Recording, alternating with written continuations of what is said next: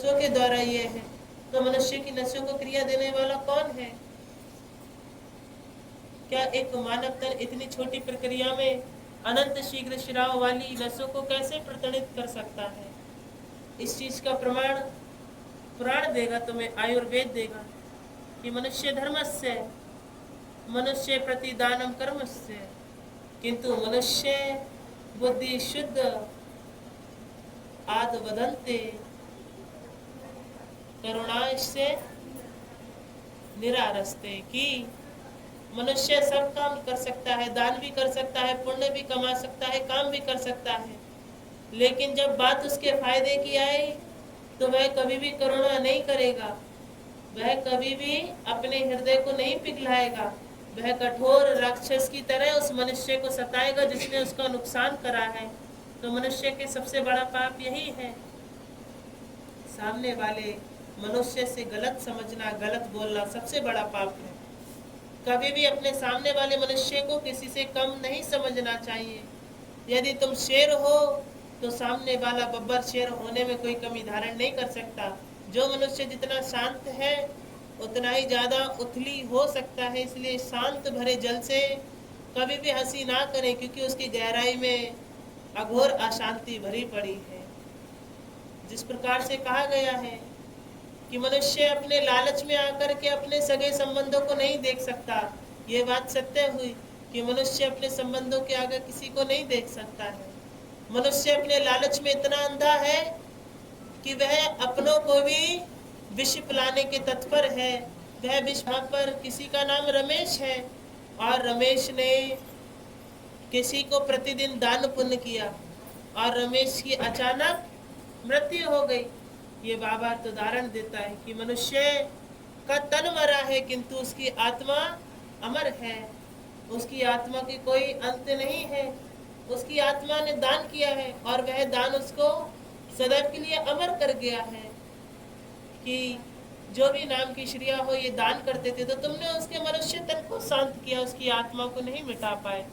इसी प्रकार से मनुष्य को कहा गया कि हमने पुराणों में लिखित करवाया है, संतों के द्वारा ये कृपा है कि किस प्रकार से कृपा होनी है, कैसे दर्शाता है। आज का जीवन भरा मनुष्य परमात्मा को देखना पसंद नहीं करता। युगल संतानें अपने आप को बड़ा घमंडी समझती हैं, कहती हैं कि भगवान नहीं होते। जिस प्रकार से यहाँ महामनुष्य मानव के रूप में ये जितने भी संतानें पीछे मेरे प्रवचनों का आहुति ले रही हैं, इनको लगता होगा किसी को विश्वास किसी को नहीं विश्वास। तो ये कलयुग है, इसमें संतानें ही घोर अपराध करेंगी व माता पिता उनके इस अपराध को देख देख करके रोएंगे, तड़पेंगे कि कहाँ हमने नालायक संतान को जन्म दे दिया, जन्मांतरण कर दिया, उसका सर्वनाश कर दिया।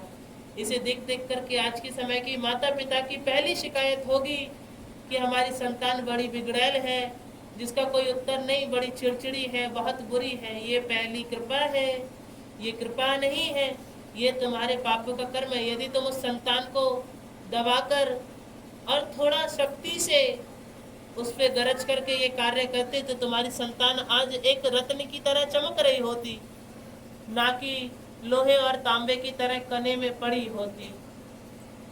जिसकी संतान अच्छी होती है उस पे कृपा करने वाले कृपा सदैव करते हैं।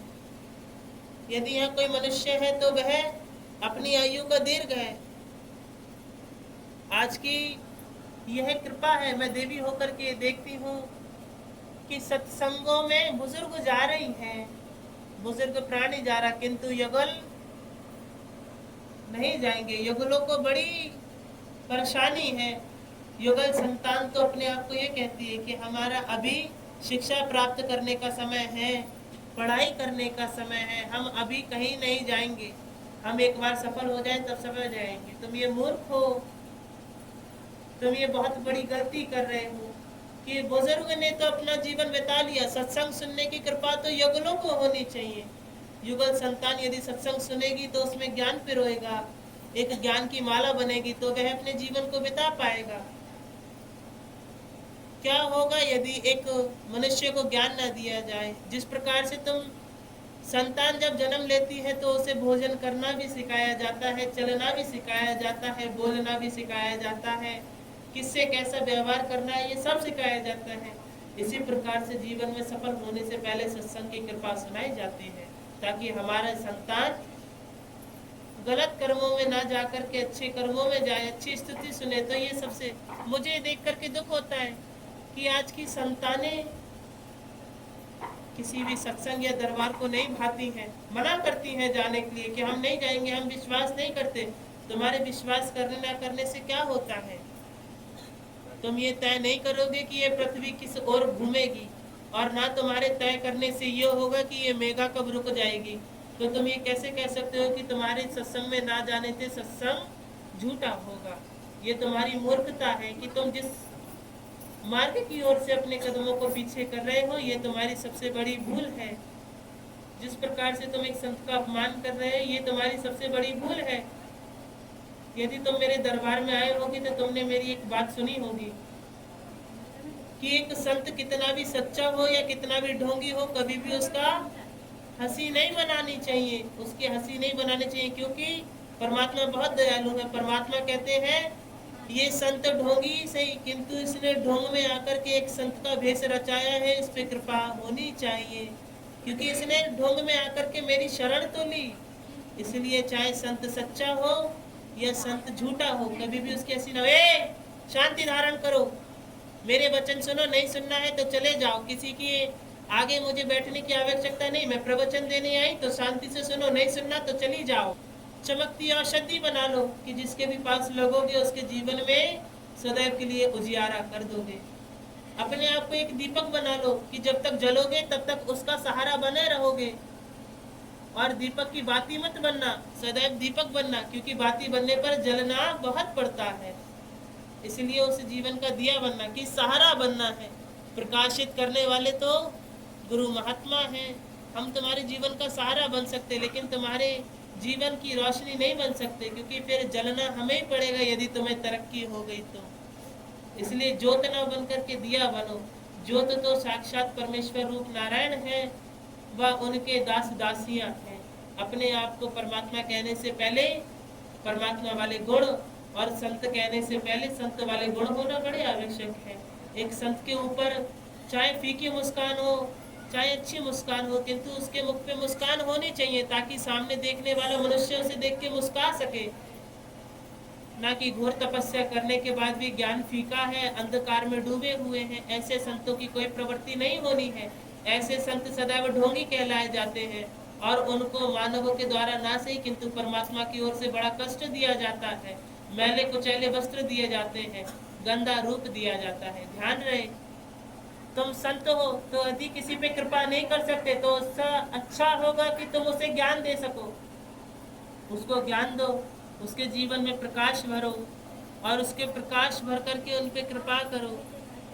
वह अपने आप को महामानव की श्रेणी में डुबाओ, अपने आप को ज्ञान में पिरो। ज्ञान प्राप्त करना बहुत बड़ी कृपा है।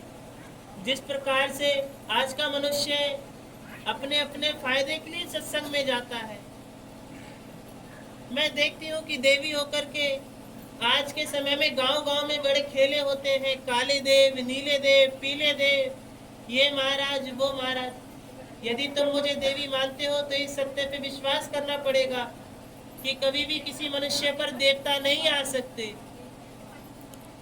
मनुष्य पर देवता आने के लिए घोर तपस्या चाहिए। वह वर्षों से गुफा में बैठे संत जो आज माला फेर रहे हैं, उनको ना दर्शन दिए ना उनके ऊपर कोई माता आई, लेकिन आज के संत के ऊपर यदि कोई बालक कुछ दिन दीपक जला ले तो उसके ऊपर जे वाले देवता वो देवता आ जाते हैं। जिस प्रकार से मैं ये वचन कह रही हूँ, ये वचन कहने के लिए भी बड़ी कृपा चाहिए। मैं इस मनुष्य के ऊपर कैसे आई? ये कोई साधारण मनुष्य नहीं है। इन्होंने 3 जन्मों की तपस्या से प्रसन्न किया है, और इस तपस्या को प्राप्त करने वाला हर मनुष्य नहीं हो सकता। ये 3 जन्मों की प्रक्रिया है, और मैं इसका पूरा प्रमाण लेकर के विराजती हूँ। ऐसे देवी नहीं कहती अपने आप को। मैं जब यहाँ विराजती हूँ और आती हूँ, तुमने कह दिया उनके ऊपर देवता खेल गए, मैं कहती हूँ नहीं, उनके ऊपर देवता विराज गए। देवता को सम्मान देना है, देवता खेलने नहीं आएगा। और रही बात कृपा की, तो देवता किसी पर नहीं आ सकता, मैं पहला प्रमाण दे सकती हूँ। ऐसे किसी पर देवता नहीं आ जाएंगे कि हम उन वाले भगत के पास गए। सबसे बड़ी गलती तो यही है कि तुम भक्तों से जुड़े हो। देखो, भगत वही श्रेष्ठ है जो अपने आप को परमात्मा का दास बताए, ना कि परमात्मा का सखा बताए। परमात्मा का सखा सुदामा जैसा होता है, तुम्हारे जैसा निकम्मा नहीं। परमात्मा का सखा बनने के लिए बड़ा कोमल हृदय चाहिए, बड़ी कृपा चाहिए। परमात्मा के सखा तुम तब बनोगे जब तुम परमात्मा पे विश्वास करो, परमात्मा पे श्रद्धा ढाओ। वरना सुदामा के पास भी कोई कमी नहीं थी। वह भी कहता कि अब मेरा मित्र राजा है, अब मुझे नहीं जाना चाहिए, किंतु उसका विश्वास उस राजा के प्रति मित्रता का भय है कि तुम्हारा भय होना भी जरूरी है, लेकिन गलत नहीं, अच्छे कर्मों में।